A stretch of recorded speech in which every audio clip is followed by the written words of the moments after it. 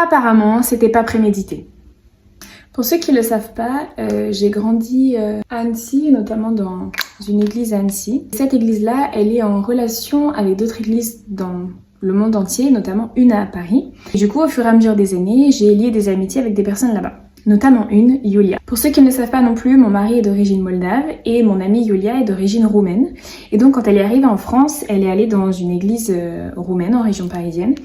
Et elle a eu des amitiés, dont mon futur mari. Et un jour, elle m'envoie un message en août 2020, en me disant « Je suis de passage sur Annecy avec ma cousine, est-ce que ça te dirait qu'on se voit, etc. » Le jour J arrive, je rejoins Yulia et sa cousine, et je vois un monsieur derrière.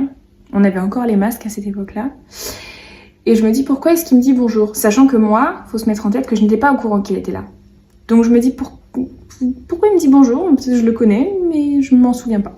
Et ma copine Yulia me dit, tiens Hello, je te présente Dan, j'ai oublié de te préciser, mais finalement il s'est rejoint à nous pour le petit voyage à Annecy.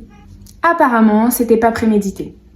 On s'installe dans un café, on commence à discuter. Je sens que je suis complètement déstabilisée.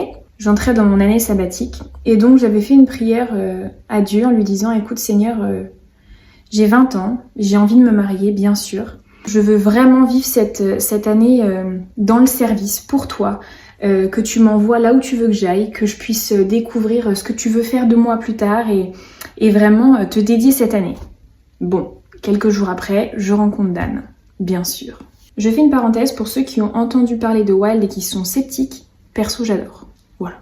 Il faut savoir que la première impression qu'on a eue l'un de l'autre, en tout cas de mon côté, n'a pas été positive du tout.